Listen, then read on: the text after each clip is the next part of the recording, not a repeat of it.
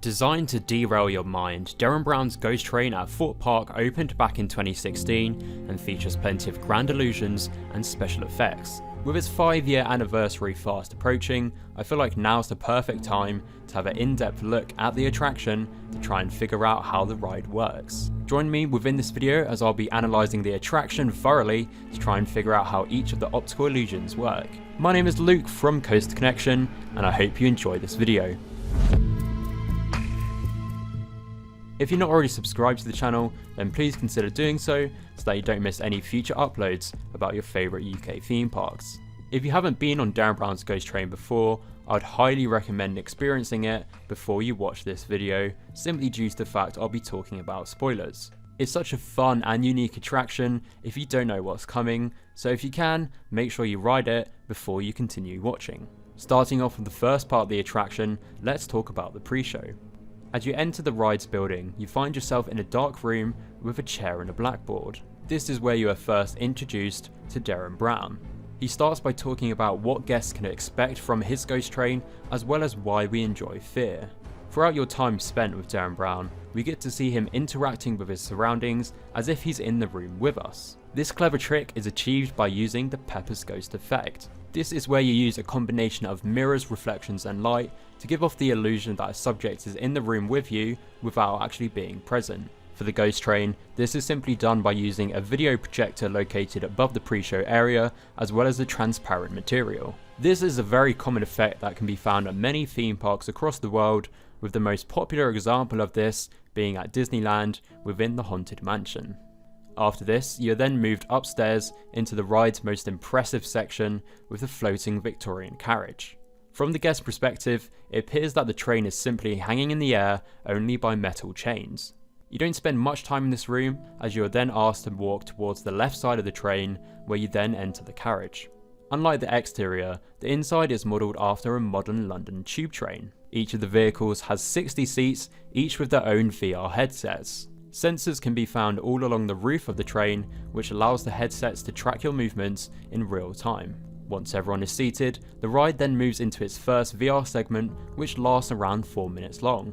This is where the riders are introduced to the attraction's storyline, all about fracking. Halfway through this section, you are then attacked on the train in the VR world. To help sell the idea that you're really in danger, the staff on board grab your legs to give off the feeling that the ride's characters are right in front of you. The staff achieve this by having the train flash different colours in sync with the virtual reality headsets. Red appears when a jump scare is about to happen, and the green light indicates when they need to move. Shortly after this, you are then rushed off the train onto a tube platform. It's at this point that most people start to realise that you've moved in real life and that the Victorian train carriage has disappeared. So how is this clever trick done? Well, the Victorian train carriage we talked about earlier is actually just a hollow shell.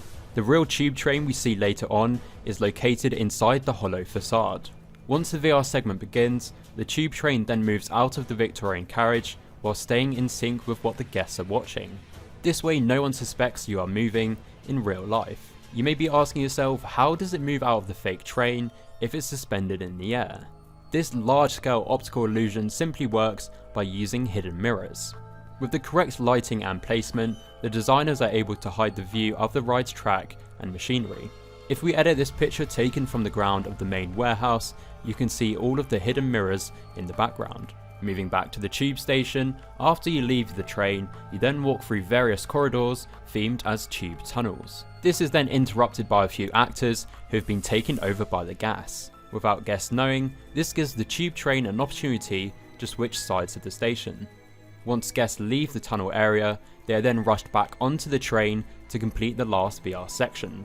Like before, the train is synced up with the virtual reality so that everything you are seeing and hearing matches with the train's movement. Towards the end of the VR experience, the entire tube train gets physically swayed from side to side.